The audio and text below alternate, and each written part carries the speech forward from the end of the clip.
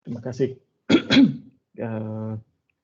Sebelum kita mulai, saya ingin tanya dulu, apakah ada yang mengalami kesulitan untuk menginstal MySQL Server dan MySQL Workbench di komputer masing-masing?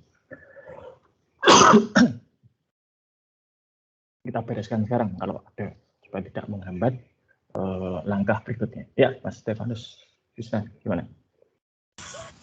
Untuk menginstal MySQL itu tuh harus butuh Visual C++ itu ya, Pak? Ya, itu otomatis di-download biasanya. Oh, itu masalahnya laptop saya tuh nggak support Visual C++. Jadinya belum bisa. Kalau MySQL yang versi yang apa? Yang dulu-dulu tuh saya bisa di-download, Pak. Apakah bisa untuk Versi dulu itu versi berapa? versi 5.247? Nggak bisa. Itu ya kalau untuk latihan bisa, tapi saya tidak tahu kompatibilitas perintahnya. Oh, oke. Jadi memang ada perbedaan cukup fundamental antara versi 5 dengan versi 8. Oh ya. Baik, Pak. Terima kasih. Jadi nanti coba dicari yang lain ya. Siap. Oke, ada lagi yang belum bisa menginstal MySQL Server atau MySQL Workbench di komputer masing-masing?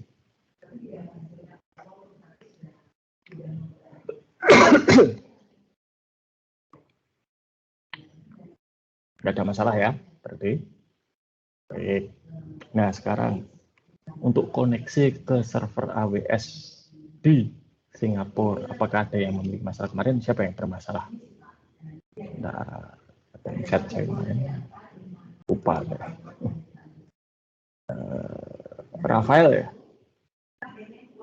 Rafael Ya, Pak. itu. Ya, gimana? Jadinya bisa nggak? Belum bisa, Pak. Oke. Sekarang coba bisa kamu share screen nggak? Oh ya, benar, Pak.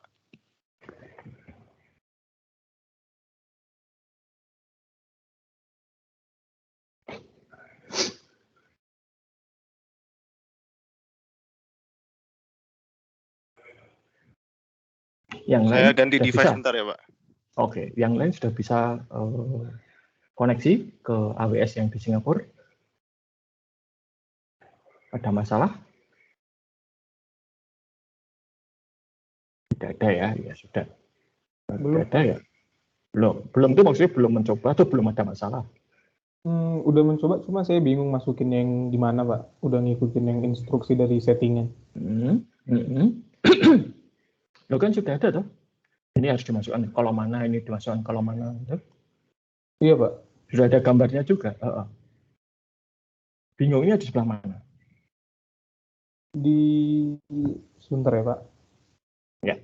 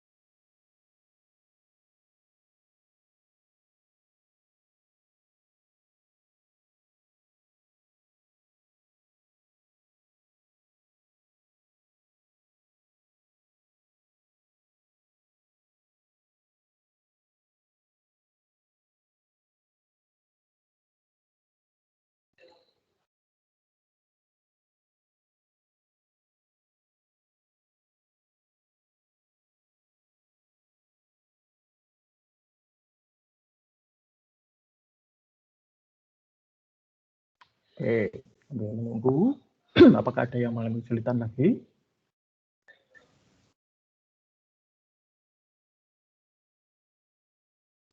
Ya, sambil menunggu. Kalau Anda, oke. Sudah kelihatan, Pak? Sudah kelihatan. Oke, coba yang MySQL ya, KT4043 itu kamu klik kanan Edit Connection. Oke. Baik. Oh, yang oke. Lalu itu yang SSH hostname. Oke, kamu klik lalu kamu geser sampai yang paling kanan. Oh ya, Pak. salahnya di situ. Oke, ya saya salah. Itu dua-duanya cukup satu kali saja. Titik 2, 22. Gini Pak. Ya, oke. Sekarang coba dites.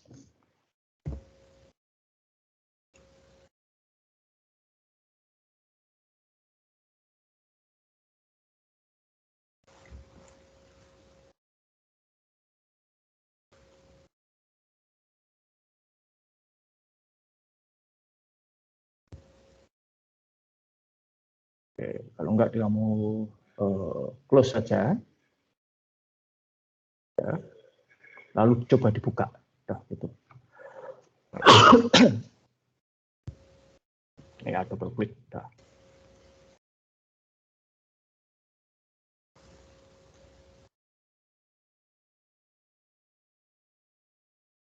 Masih nggak bisa Pak.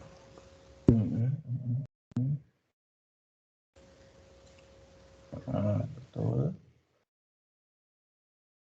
Bentar ya, 19. Nah, saya cek dulu.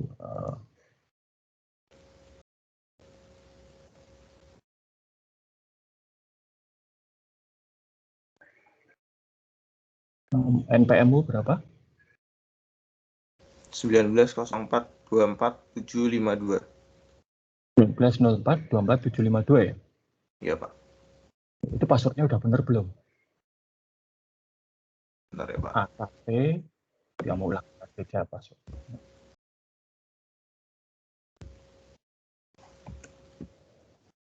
A besar, K kecil, 4043.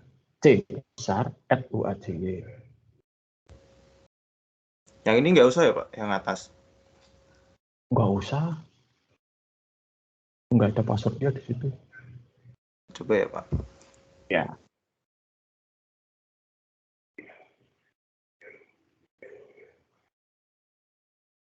Memang koneksinya tidak bisa cepat. Oke. Kenapa misal di koneksi?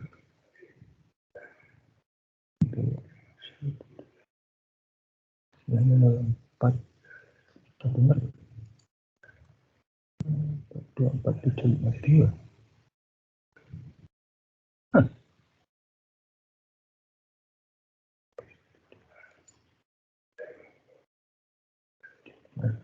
Ini salah.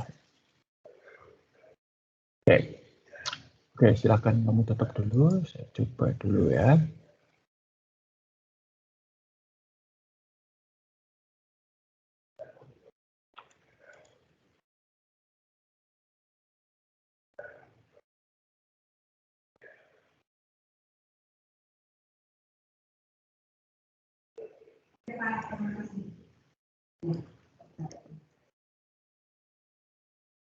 Ini saya share screen aja, gitu.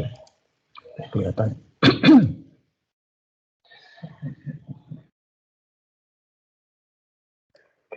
Sudah kelihatan? Oke, berapa nomormu tadi? 1904 424 752.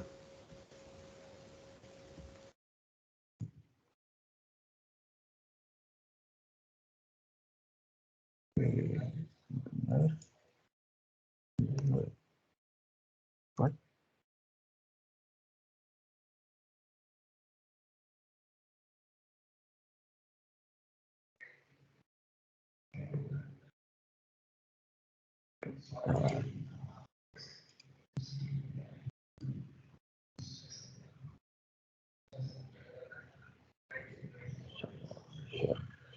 Sudah.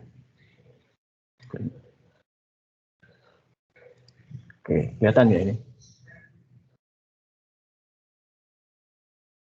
Apakah sudah terlihat ini layarnya? Bisa Pak.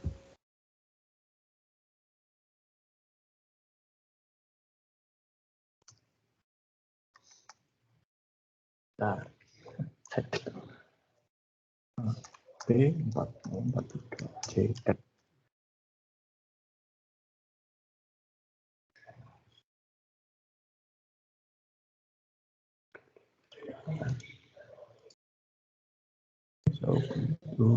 Oh, sorry.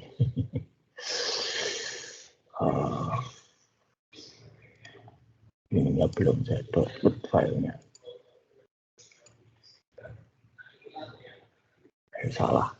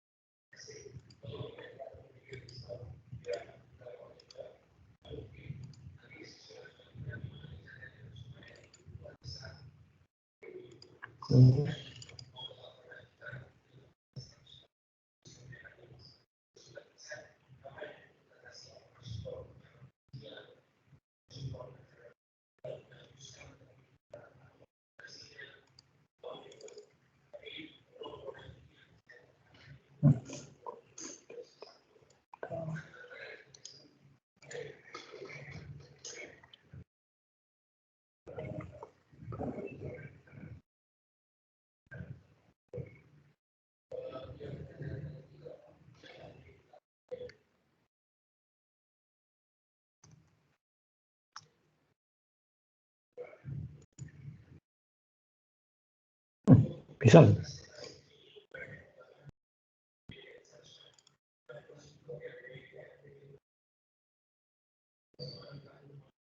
Bisa. Ini saya tadi udah pakai koneksi yang berbeda ya. Jadi sudah bisa. Oke, oh ya. Sekalian kalau nanti Anda berhasil login, Anda akan menjumpai satu dengan nama Anda, ya. Yang kedua kelompok Anda. Jadi nanti tolong dicek. Ya, kalau sudah berarti ada 2. Coba diulangi saja buat koneksinya, Mas Rafael, ya. Makasih Pak. Baik. Ya siapa Mas Mahesa, silakan. Pak, jadi untuk host SSH hostname-nya itu di belakangnya double 2-nya 1 kali apa 2 kali? 1 kali. 1 kali. Saya salah ketik gitu. Kali ya. Jadi titik 2 22. Saya dari kemarin sama teman-teman Winky sama Eri juga dua-duanya 2 kali Pak, tapi tetap bisa masuk Pak. Tetap diubah ke 1 kali apa 2 kali aja Pak? 1 kali aja. Karena yang benar itu 1 kali. Oke Pak. Terima kasih Pak. Oke. Ya kalau bisa masuk itu karena begini. Nanti sebentar saya jelaskan ya. Jadi angka 22 di belakang itu adalah nomor port. Jadi dalam dunia jaringan komputer, data itu keluar masuk satu sistem itu melalui port. Ya, pintu masuknya itu namanya port. Dan di dalam setiap sistem komputer itu ada 65.536 port. Ya, dinomori 1 sampai berapa. Ya. Dan itu harus dibuka supaya data bisa keluar dan masuk. Nomor 22 itu adalah port yang biasa digunakan untuk protokol yang namanya SSH atau Secure Shell. Jadi saya bisa masuk ke komputer jarak jauh, ya, yang ada di tempat lain, tetapi melalui saluran yang secure. Jadi kalaupun itu disadap, data yang saya kirim maupun saya terima itu tidak akan bisa dibaca oleh orang lain. Ya, itu keamanan. Oke. Nah, tapi khusus untuk ini memang kemarin setting servernya itu saya buat tidak aman. Jadi kalau default menginstal server untuk apapun, ya tidak hanya untuk database, itu default nomor 1 semua port harus ditutup. Ya, ibaratnya kalian punya rumah, default supaya aman bagaimana? Semua pintu dan jendela ditutup, dikunci, betul ya? Hanya nanti pintu atau jendela yang perlu untuk dibuka, dibuka. Nah, demikian juga. Nah, tiap port itu ada nomornya dan tiap nomor itu biasanya sudah dialokasikan untuk layanan tertentu. Jadi misalnya, kalau kalian browsing, ya, itu menggunakan port 80. Jadi di server tujuan port 80 harus dibuka. Tapi belakangan, kebanyakan website itu sudah beralih menggunakan, jadi port 80 itu untuk HTTP namanya, ya, Hypertext Transfer Protocol. Tapi sekarang kebanyakan website itu sudah meninggalkan HTTP. Mereka menggunakan HTTPS. S di belakangnya itu secure. Jadi sama seperti SSH tadi, komunikasi antara komputer Anda dengan server tujuan itu dienkripsi, diamankan. Ya. Nah, HTTPS itu menggunakan port yang berbeda, yaitu 403. MySQL itu secara default menggunakan port 3306. Nah, kenapa tadi ada 22? Karena pertama kali yang harus dilakukan, kalian itu adalah masuk ke servernya dulu.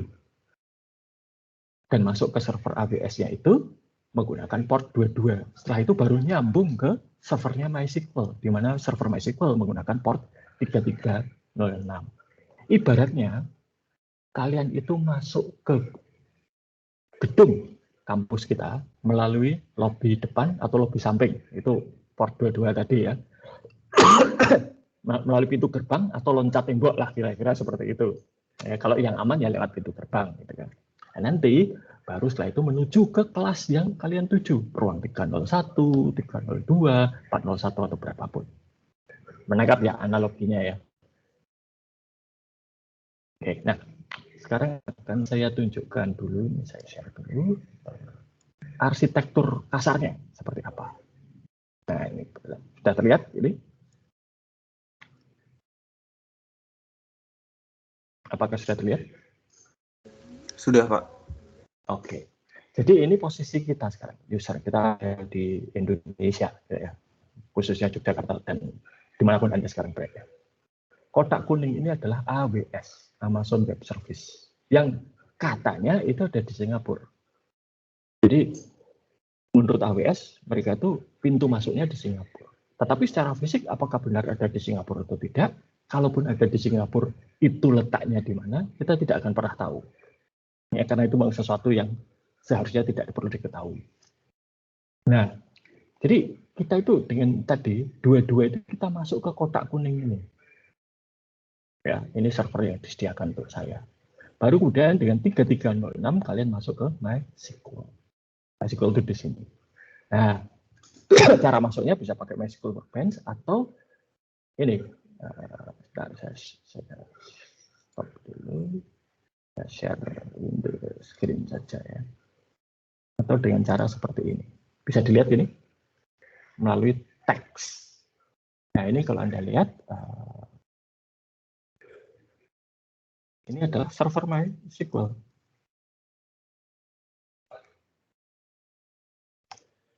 Nah, jadi Anda bisa lihat show privileges itu artinya apa? Saya menunjukkan usernya siapa saja dan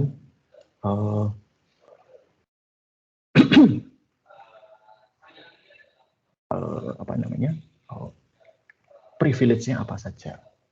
Ya, saya juga bisa misalnya create this.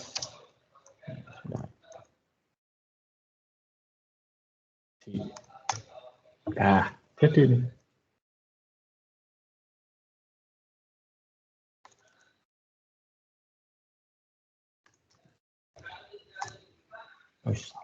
Oh, sorry. Ini, ya. Database change, berarti saya menggunakan database Samyaji. Mari kita lihat di sini.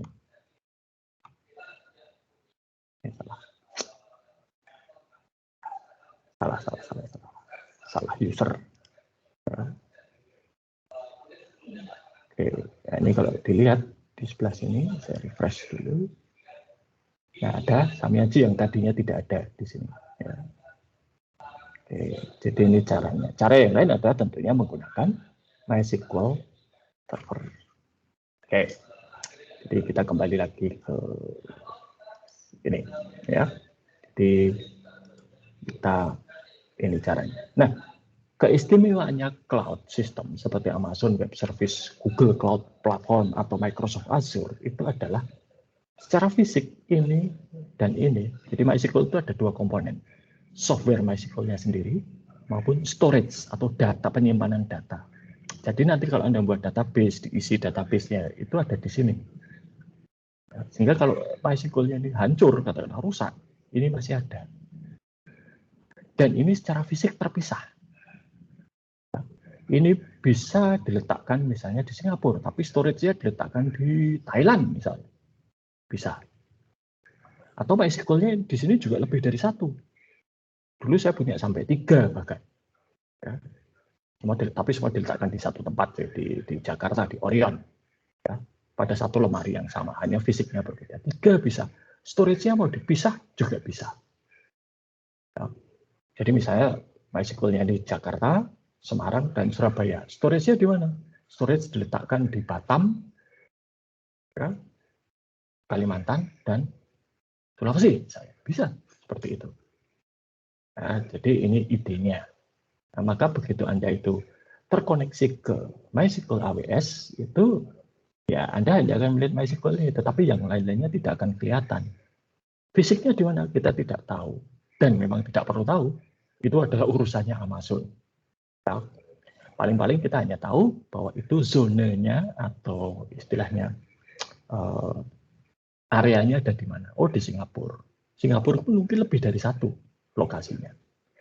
Kalau di Amerika Serikat itu ada di pantai timur, pantai barat, atau daerah mana lagi gitu ya. Nah, dengan demikian, kalau saya pakai Amazon Web Service misalnya, dan saya punya satu aplikasi seperti katakanlah Facebook, saya bisa menempatkan aplikasi saya itu di berbagai area. Eropa bisa, Amerika bisa, Asia bisa, dan seterusnya. Ya. Apa keunggulannya? Kalau saya tempatkan di multi area seperti itu, jika salah satu area, katakanlah di Asia ini terganggu, Eropa, Amerika, dan lainnya tidak ikut terganggu. Nah, bahkan mungkin misalnya di Singapura sedang rusak, user yang di Asia bisa menggunakan yang ada di Eropa atau Amerika, meskipun mungkin lebih lambat karena jaraknya lebih jauh. Itu ya, logikanya seperti itu. Jadi mengapa saya gunakan MySQL Server ini di AWS Singapura, ya supaya kalian bisa merasakan pengalaman mengakses sistem jarak jauh, gitu ya. Tidak berada pada satu tempat yang sama. Oke, ada yang mau ditanyakan dulu sampai saat ini? Nanti pelan-pelan akan saya perkenalkan MySQL itu fiturnya apa saja dan bagaimana itu bisa kita lakukan. Nah, tadi sudah sedikit saya tunjukkan bahwa saya sudah mengalokasikan untuk Anda masing-masing 2 basis data. Satu atas nama NPM Anda sendiri, itu yang boleh Anda gunakan untuk kepentingan pribadi. Yang kedua itu adalah untuk kelompok. Di mana kelompok ini nanti bisa digunakan untuk kerja kelompok. Tapi bukan sekarang, kita masih berlatih dulu. Nah, saya akan menunjukkan sebentar gitu, terkait dengan administrasi basis datanya. Oke, sudah kelihatan ya ini. Oke. Nah, jadi kemarin sudah saya katakan ini dari menu tab server ini kita bisa melihat si servernya itu posisinya bagaimana, sedang berjalan, trafficnya bagaimana, efisiensinya bagaimana, lalu ada buffer ini, ya, ada InnoDB itu nanti kita bahas secara terpisah ya. Dan berbagai macam, ya, masuk errornya dan lain sebagainya. Ya. Kemudian ada yang ini administrasi pengguna, ini ya, user and privilege. Jadi ini adalah daftar usernya. Nah, saya di sini itu saya sebagai database administrator. Ya. Ini fungsinya seperti apa?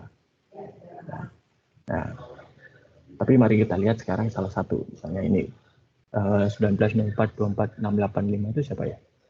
Lupa. Saya, Pak. Oke, ya. Ini punyamu kan? Mari kita lihat ke skema privilege.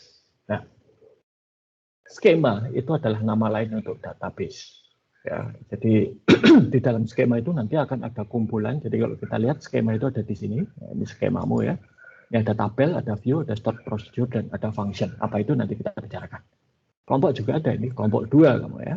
Ada di sini, tabel, view, start procedure, dan function. Nah, kemudian privilege. Privilege itu adalah apa yang bisa dilakukan user ini terhadap skema ini. Ya, kita misalnya ini. Nah, ada 3 privilege yang terbagi di sini. Yang pertama itu adalah object rights. Hak akses terhadap objek. Apa yang bisa dilakukan? Objek itu adalah ini, tabel, view, start procedure, dan function. Bisa melakukan perintah namanya select. Select berarti memilih. Nanti kita pelajari itu. Itu select itu adalah perintah SQL yang sangat penting. Insert memasukkan data.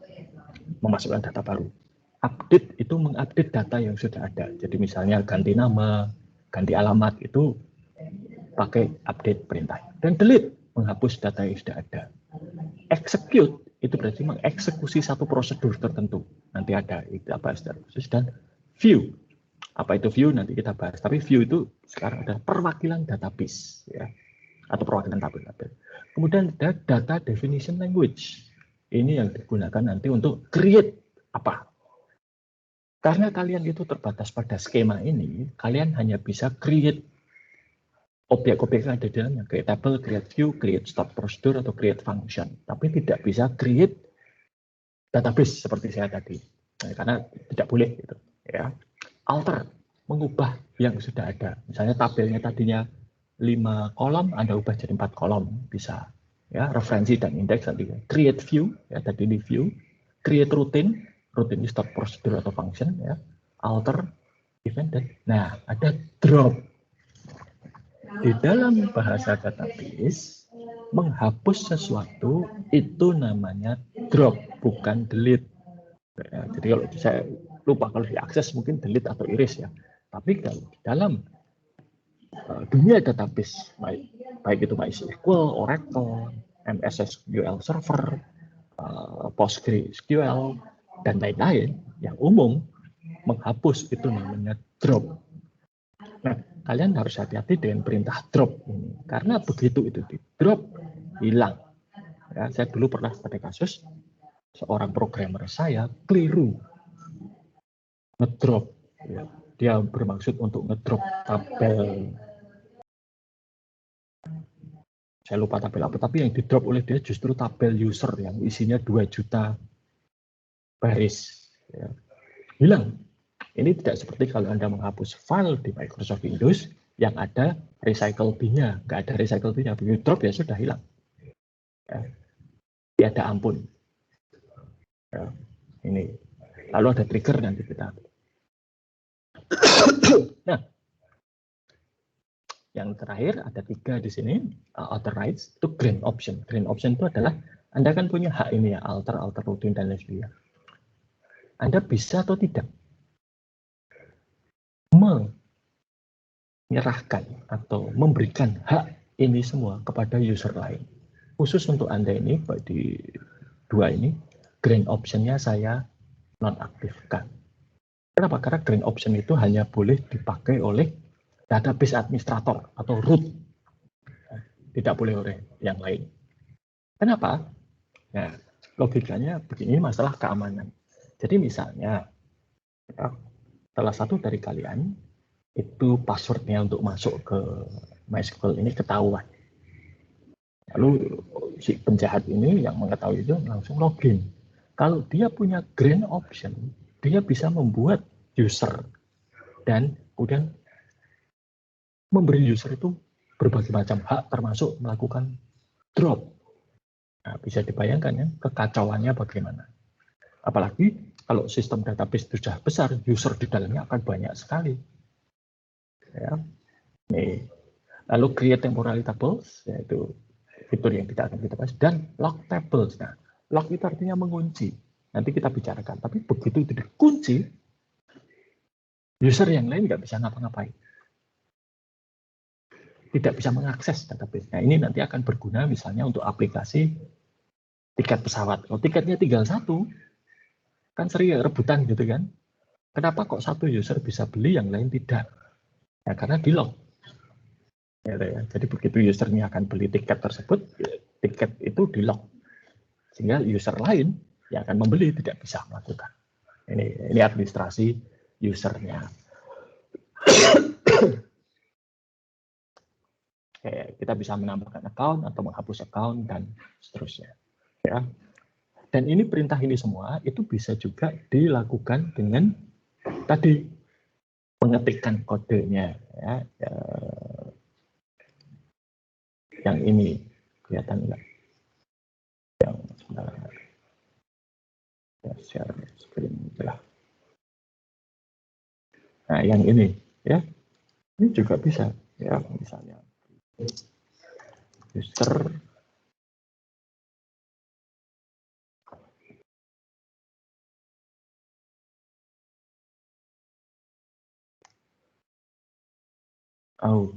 harus pakai password, sorry. MySQL ini sudah saya set, kalau membuat user harus pakai password.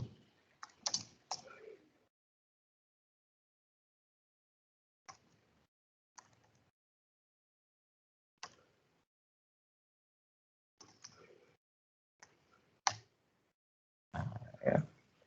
Nih. Jadi bisa dengan mengetikkan berita seperti ini, atau tadi lewat MySQL Workbench. Ini yang disebut sebagai command line interface atau mengetikkan perintah, kasarannya. Mana yang lebih baik? Nah, tergantung. Ya. Kalau generasi saya yang belajar komputer di tahun 90-an lebih senang ngetik. Ya. Dan kebanyakan administrator database itu lebih senang ngetik. Karena apa? Bisa diotomatiskan. Jadi dia bisa membuat satu namanya script gitu ya, yang isinya perintah-perintah, itu dia tinggal eksekusi. Satu kali aja nanti semuanya akan terasa. Dan kalau kita pakai command line interface, itu lebih cepat. Karena apa? Perintahnya yang datang ke sana itu pakai teks. Dan kalau Anda pakai MySQL Workbench itu kan pakai grafik. Dan grafik itu berat. Bandwidth-nya butuh besar. Ya, itu. Oke, itu tadi server ya, lalu kita bisa lihat juga status dan sistem variabel.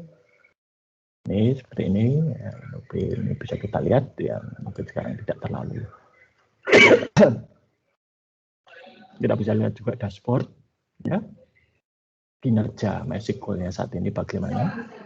Ya, kalau hijau ya berarti masih bagus, ya. Kalau nanti sudah merah berarti jelek. Mengapa kita harus lihat ini? Karena kita harus lihat beban servernya itu seperti apa. Kalau bebannya sudah terlalu berat, berarti kemungkinan servernya sudah tidak memadai. Harus dipikirkan langkah yang lain. Apakah nambah server atau meningkatkan kapasitasnya atau bagaimana. Gitu ya. Oke. Jadi itu sedikit pengantar di MySQL. Apakah ada pertanyaan? Database yang lain juga kurang lebih sama. Ya, saya sudah pernah pegang Postgre, mirip bahkan jauh lebih ruwet daripada MySQL. Saya pernah pegang Microsoft SQL Server. Kalau ini lebih banyak grafiknya ya, dan lebih mudah juga. Gitu ya. Tapi MySQL ini yang sampai sekarang masih jadi favorit. Bahkan sekelas Facebook pun itu juga pakai MySQL. Ya. Oke. Adakah pertanyaan? Baik. Tidak ada, saya akan lanjutkan ke materi kita hari ini, yaitu mengenai data modeling. Ya, oke, itu sudah, kita teruskan. Sudah kelihatan ya slide-nya? Terlihat, Pak. Oke, baik. Ini sebenarnya modeling data di organisasi. Nah, modeling data itu menggunakan model yang disebut sebagai ER model. Nah, ER ini terdiri dari E yang merupakan singkatan dari entities atau entitas, ya, dan R-nya itu relationship. Entitas itu ada dua, entitas, entity instance itu adalah anggota entitas. Kalau entity type itu adalah koleksi dari entitas. Instance tadi. Jadi apa entitas itu? Entitas itu adalah segala sesuatu di dalam suatu organisasi yang datanya akan direkam atau dicatat dan nantinya akan diolah. Ya. Nah, tentunya ini akan sangat bervariasi antara satu organisasi dengan organisasi yang lain. Misalnya kalau di Atmajaya, mahasiswa itu entitas, maka dicatat datanya. Dosen entitas, maka dicatat datanya. Kelas itu entitas, ada datanya, karena nanti terkait dengan kapasitas kelas, gitu ya, fasilitas kelas dan seterusnya. Apalagi sekarang zaman COVID seperti ini, kapasitas itu menjadi isu penting, ya, sehingga harus tahu ruang tertentu itu kapasitasnya berapa mahasiswa dan maksimal boleh dipakai berapa persen, begitu seterusnya. Dan relasi itu adalah hubungan antar entitas, ya. Misalnya dosen dengan mahasiswa, dosen membimbing mahasiswa, dosen mengajar mahasiswa, ya. Mahasiswa memilih dosen pembimbing, begitu. Ya. Nah, baik entitas maupun relasi itu punya atribut ya, atau karakteristik. Contohnya apa? Mahasiswa punya karakteristik, punya nama, tempat tanggal lahir, jenis kelamin, alamat, dan seterusnya. Dosen juga demikian. Bahkan kelas pun juga punya karakteristik sebenarnya. Misalnya ruangan 301 itu ada di lantai 3. Urutan nomor 1, kapasitasnya berapa? Fasilitasnya apa saja? Itu ada. Ya. Nah, digambarkannya itu seperti ini. Ya. Jadi entitas itu digambarkan dengan kotak, relasi itu digambarkan dengan garis. Ya. Lalu relasi itu punya kardinalitas. Itu berapa batas maksimum dan minimum suatu entitas itu punya relasi dengan entitas yang lain. Nanti kita bahas, tapi kardinalitas itu ada 4, sorry. Pertama, ini minimal maksimal ya. Jadi garis yang pertama itu adalah jumlah minimalnya, ini jumlah maksimalnya. Satu-satu seperti ini artinya minimal 1, maksimal 1, atau sifatnya wajib. Wajib dan hanya boleh 1. Contohnya apa? Mahasiswa itu harus punya dosen pembimbing akademik. Dan hanya boleh 1. Ya, tidak boleh 2. Ini. Kemudian ada yang minimal 1, maksimal banyak. Nah, ini apa? Mata kuliah atau kelas yang diambil. Mahasiswa itu minimal selama dia masih menjadi mahasiswa aktif harus mengambil 1 mata kuliah. Minimal. Contohnya apa? Yang 1 mata kuliah. Kakak-kakak angkatan Anda yang sedang skripsi, mereka hanya mengambil 1 mata kuliah, yaitu apa? Skripsi.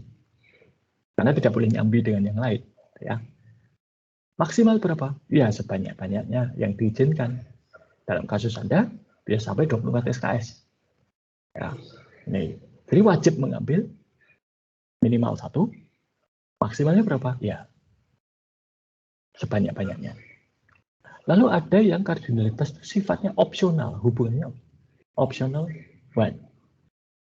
Jadi boleh ya, boleh tidak. Kalau iya, maksimal 1. Ya. Contohnya apa? Mungkin ikut serta. Kalau UKM tuh ini nih ya. Kalau UKM tuh opsional many. Boleh ikut, boleh tidak. Maksimal sebanyak-banyaknya. Nah, yang 01 itu apa? Saya belum menemukan contoh.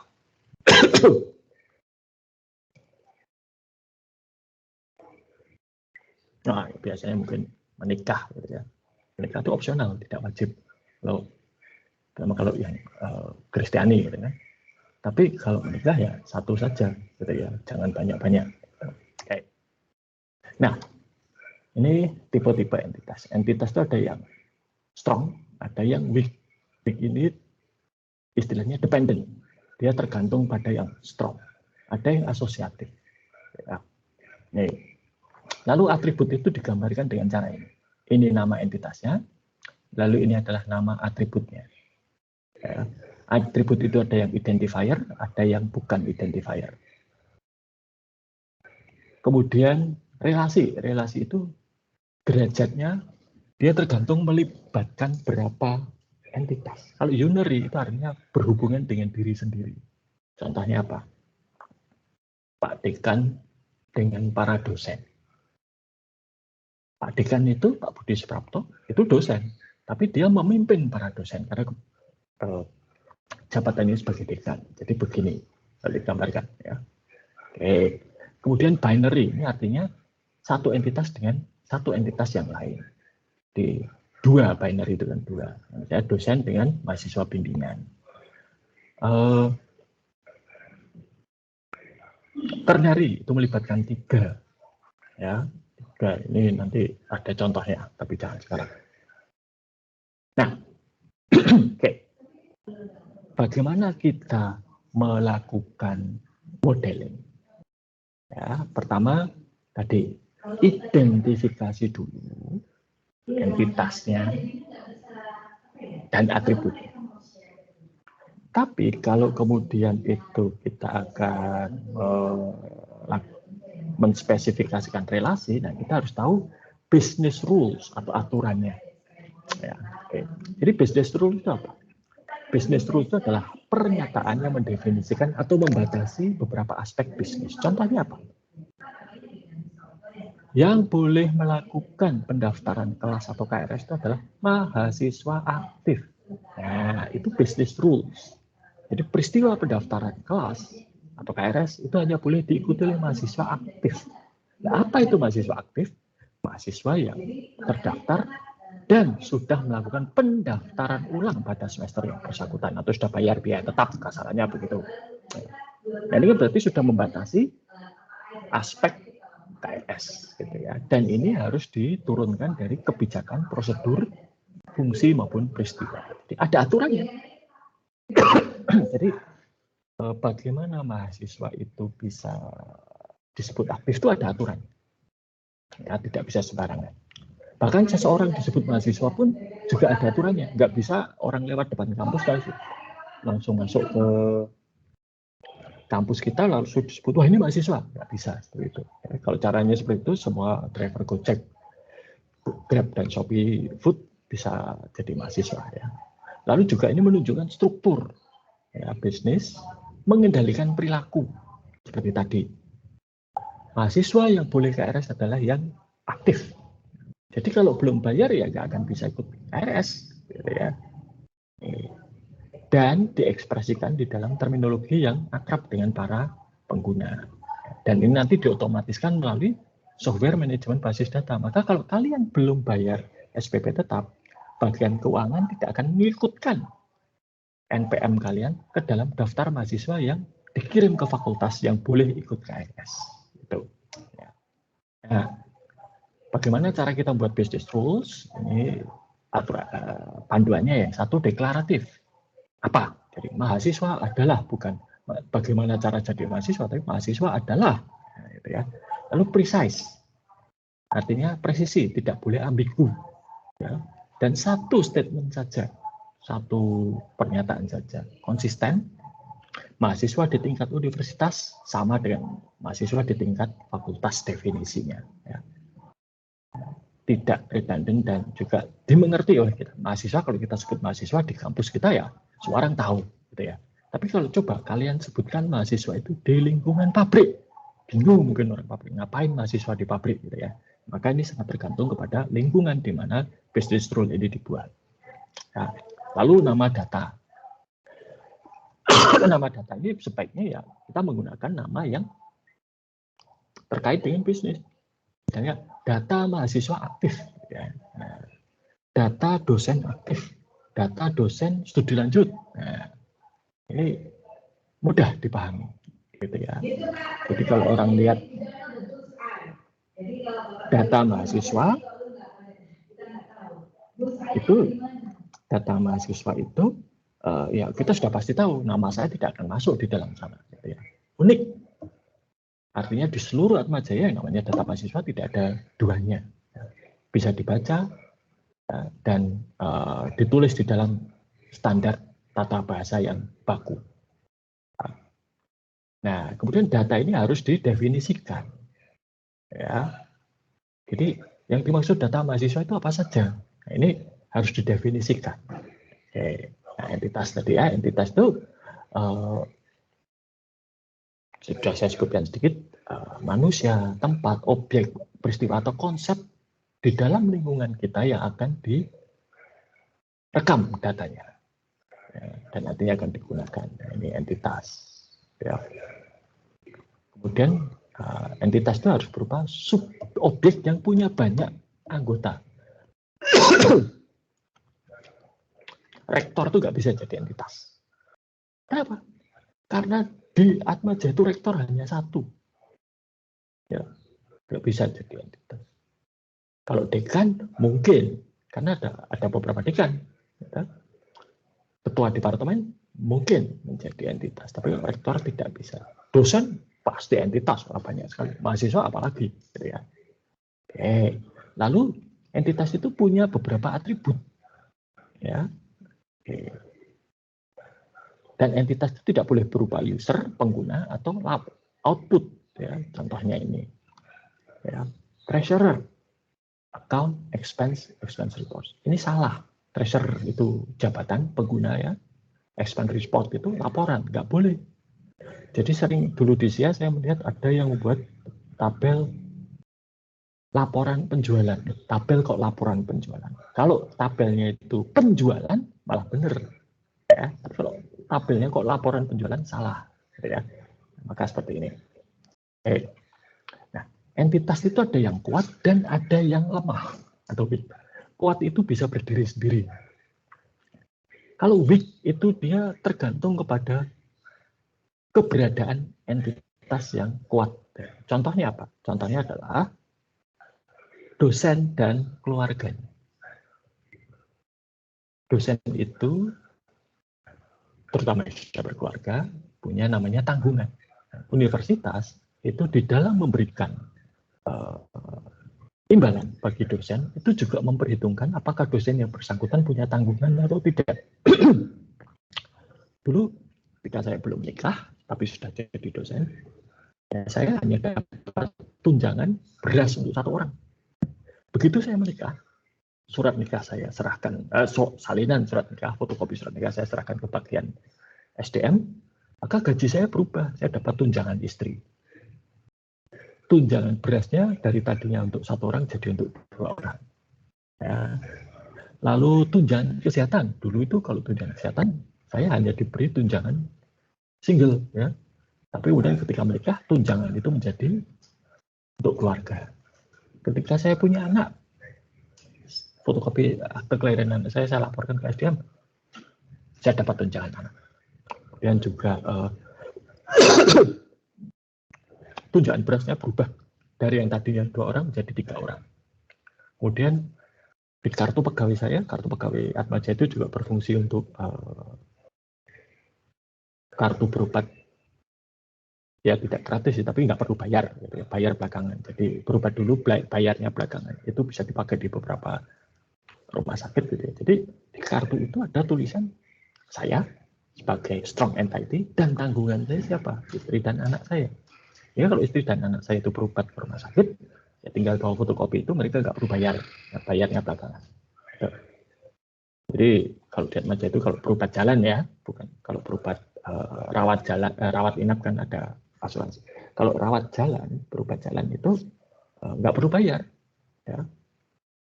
Nanti tinggal serahkan fotokopi kartu pegawai, nanti akan ditagih oleh Universitas ke Atmajaya, dan itu ada allowance-nya. Misalnya katakanlah saya punya jatah 500.000 sebulan. Kalau ternyata istri saya berobat habis 700.000, ya saya cuma tinggal nomboi 200.000. Tapi itu pun ditagihnya belakangan 3 bulan kemudian misalnya. Oke. Nah, weak entity ini akan hilang kalau strong entity-nya hilang. Jadi kalau misalnya saya tidak lagi jadi dosen di Atmajaya, maka anak dan istri saya tidak akan masuk lagi di dalam sistemnya Atmajaya. Itu ya. Oke. Seperti ini. Pegawai dan tanggungannya. Gitu ya. Nah, sekarang bagaimana memberi nama entitas? Satu, itu kata benda tunggal, ya, jangan jamak. Spesifik untuk organisasi. Ya. Ringkas atau singkatan, tapi ya jangan terlalu singkat, ya nanti bingung. Ya. Kemudian dan harus konsisten. Ya. Ini guidelines ya. Tentang atribut. Atribut itu adalah karakteristik dari entitas. Atribut itu bisa wajib harus ada atau opsional. Contohnya wajib apa? Kalau untuk mahasiswa nama itu wajib. Tempat tanggal lahir itu wajib. Yang opsional apa? Hobi. Hobi boleh tidak. Ya, simple atau komposit. Simple itu satu saja. Saya nama. Nama ini agak berbeda ya. Kalau sistem di Indonesia itu nama biasanya nama lengkap. Tapi kalau di luar negeri, bersama di negara barat, itu ada perbedaan nama depan dan nama belakang. Ya, ini. Dan single atau multi value. Ya, single value itu di dalam entitas atribut itu hanya boleh ada satu. Misalnya jenis kelamin hanya boleh laki-laki atau perempuan.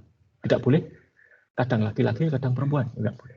Tapi kalau hobi itu bisa multi value. Hobi apa? Memasak, mendengarkan musik, olahraga, ya, wisata. Nah, itu kan multi value. Tapi kalau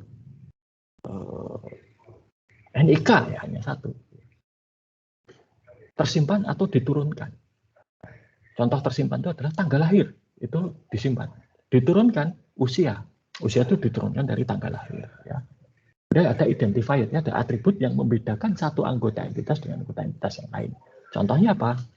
NPM untuk mahasiswa. Ya. Nah ini contoh ya, bagaimana komposit atribut itu digambarkan. Ya. Nah identifier itu adalah atribut yang membedakan satu anggota entitas dengan anggota entitas yang lain. Jadi dari semua atribut itu kita harus melihat mana atribut yang pasti tidak sama antar anggota entitas. Ya, sebagai contoh, nama. Nama itu bisa jadi identifier nggak, Mbak Clarista?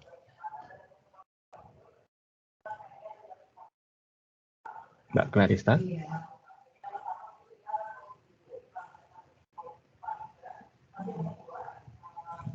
Kemana ini? Mbak Clarista?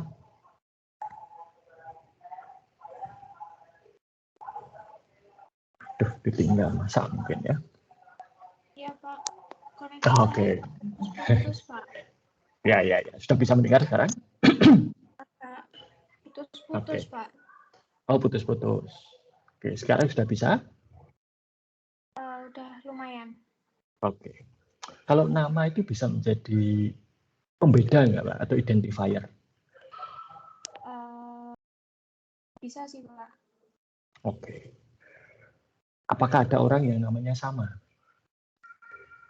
Kemungkinan kecil ada, tapi kebanyakan pasti berbeda. Maksudnya yang sama itu ada, tapi hanya sekian persen gitu Pak. Nama itu tidak bisa menjadi identifier karena banyak nama yang sama dan mirip. Komputer itu tidak bisa mengenali teks. Itu. Oke.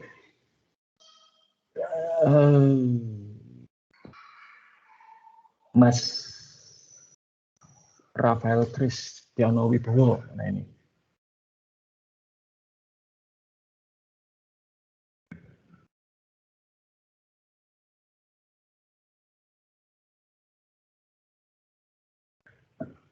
Mas Rafael Kristiano Wibowo.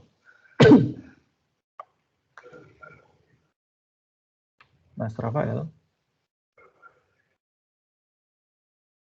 Ini saya masih didengarkan atau ditinggal tidur ya? Mas Rafael. Mas Rafael. Halo. Mas Rafael. Oh, kok tidak terdengar ya? Oke, mungkin sedang ada gangguan. Suaranya nggak masuk. Oke, saya ganti saja. Mas Taniko Erik Wongso. Mana ini? Mas Taniko Erik Wongso. Iya, Pak. Oke, Mas Taniko. Gini Mas, kalau untuk mahasiswa itu kira-kira berarti atribut apa yang bisa membedakan antara satu mahasiswa dengan mahasiswa yang lain? NPM ya, Pak. Kamu masuk Atmajaya sudah punya NPM, sebelum di Atmajaya sudah punya NPM? Belum. Nah, ketika lahir apakah sudah ada NPM? Belum. NIK Nah, ya? Ya enggak, ketika lahir enggak punya NIK. NIK itu baru muncul setelah kelahiranmu dilaporkan ke Disduk Capil. Oke. Jadi terkadang atribut yang menyertai kita itu tidak cukup unik bagi sistem komputer atau database untuk menjadi pembeda. Maka dalam beberapa kasus perlu diciptakan atribut yang bisa menjadi pembeda. Seperti yang tadi Mas Taniko sudah sampaikan, ada 2 pada diri Anda maupun saya juga, Mas, kalau saya enggak ya, Anda ya, yaitu NIK dan NPM yang menjadi pembeda. Nah, pertanyaan saya sekarang,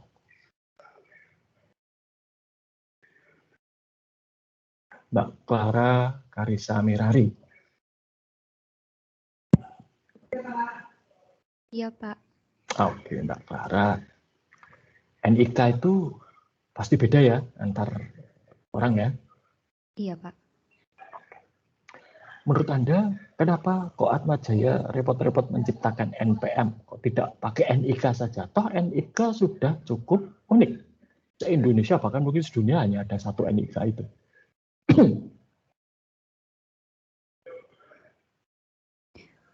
Mungkin karena biar memudahkan mengolah data-data yang khusus di Atmajaya gitu, Pak. Misalnya apa? Misalnya nama mahasiswa, program studinya juga. Karena kan Okay. Ya. Betul.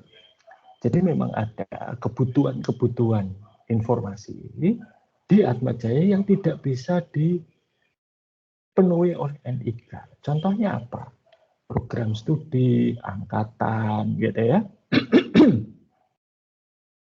Di dalam NPM itu ada angkatan kalian masuk dan ada program studi. Sehingga universitas itu tinggal melihat digit ketiga dan keempat dari NPM sudah tahu, oh jumlah mahasiswa akuntansi itu berapa saat Atmajaya ya, yang aktif, sudah tahu. Oh jumlah mahasiswa angkatan 19 itu berapa sih? Sudah tahu. Ya. Jadi itu. Maka NIK tidak bisa. NIK itu punya golongan kode yang lain, gitu ya, yang tidak cocok untuk kebutuhan Atmajaya. Unik, tapi tidak bisa. Maka Atmajaya menciptakan NPM. Oke, baik kita teruskan ya. Nah, identifier ini kriterianya ya tadi. Nah, untuk nama atribut juga mirip sama, itu sebaiknya kata benda tunggal ya, atau frase juga boleh, harus unik dan seterusnya ya. Nah, tidak semua atribut itu harus direkam ya. Tidak semua atribut itu harus direkam, meskipun atribut itu melekat pada diri seseorang. Misalnya sebagai contoh, mahasiswa, nama direkam atau dicatat, tempat tanggal lahir pasti, jenis kelamin betul ya, hobi ya masih. Tapi misalnya nama pacar, apakah itu dicatat? Ya, tidak. Apakah mahasiswanya jomblo semua? Tidak juga, pasti ada yang punya pacar, gitu kan? Tapi mengapa itu tidak dicatat? Karena itu tidak relevan dengan apa yang dikehendaki dari NPM, dari entitas mahasiswa. Ya. Oke, jadi macam-macam. Nah, ini antara satu organisasi dengan organisasi yang lain berbeda-beda. Sebagai contoh ya, 7-Eleven di Jepang itu setiap kali transaksi penjualan barang-barang di 7-Eleven itu data cuaca akan dicatat. Jadi data cuaca itu menjadi salah satu atribut dari data penjualan. Kenapa? Karena mereka menggunakan data itu untuk memprediksi Kalau musim panas, barang apa yang paling laku? Kalau musim dingin, barang apa kira-kira yang paling laku, dan seterusnya. Ya, kan mungkin ya gampangannya lah. Kalau kita kan musim hujan, mungkin lebih sering minum minuman hangat, gitu ya. Tapi kalau musim kemarau, kita lebih sering minum minuman dingin, gitu kan. Sehingga mungkin es krim misalnya itu akan laku di musim kemarau, tapi kopi hangat itu akan lebih laku di musim hujan, nah, seperti itu. Ya. Jas hujan akan laku di musim hujan tentunya. Ya. Kalau payung bisa laku di dua-duanya karena bisa untuk berteduh. Nah ini data cuaca itu digunakan untuk itu. Tapi kalau kita tidak akan melakukan analisis apapun terhadap itu, ya nggak usah dicatat, gitu ya. Oke, kita akan bahas lagi ini pada saat kita membahas mengenai big data. Ya. Lalu kita juga harus menyatakan sumber atribut ini dari mana. Seperti tadi, kalau nama dan lain sebagainya, untuk mahasiswa ya dari si mahasiswa itu sendiri. Tapi kalau NPM itu diciptakan oleh sistem di Atmajaya.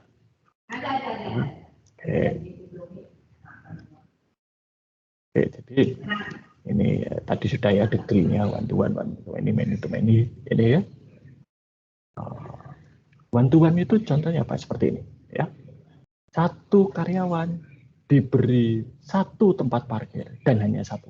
Satu tempat parkir itu hanya untuk satu karyawan. Jadi kalau Anda datang ke gedung-gedung tertentu kan kadang-kadang ada tulisan di tempat parkir ya, khusus direksi misalnya. Tempat parkir presiden direktur, tempat parkir manajer apa gitu ya. Demikian juga dengan mobil dinas. Satu orang ya hanya bisa dapat satu mobil dinas, nggak mungkin mobil dinasnya 3.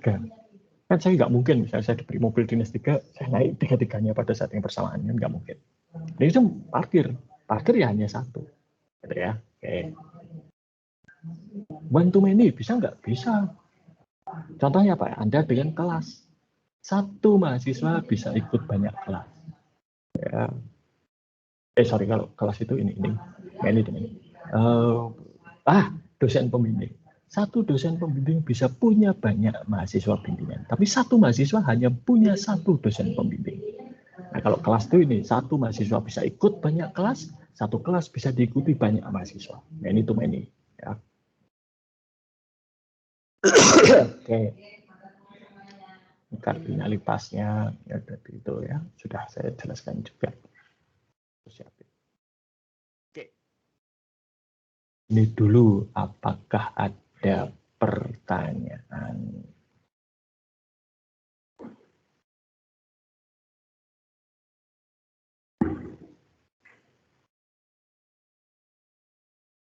Baik. Nah, untuk membuat latihan membuat model data ini, kita akan pelan-pelan. Kita mulai langkah demi langkah. Langkah pertama sudah ada di tugas yang saya tinggalkan di situs kuliah. Tugasnya sederhana. Tiap kelompok harus mencari faktur penjualan yang jangan di karangan ya, cari aja di internet kan banyak. Ya, faktur penjualan. Ya. Kemudian, dan tiap kelompok harus faktur penjualannya beda-beda. Maka nanti silahkan dikomunikasikan gitu ya, faktur penjualan apa yang akan dipakai. Kemudian dari apa yang tertera pada faktur penjualan itu, coba diidentifikasi entitas dan atributnya apa saja. Nanti daftar entitas dan atributnya ditulis, lalu diunggah ke situs kuliah sebagai tugas kelompok yang pertama. Gitu? Ada pertanyaan?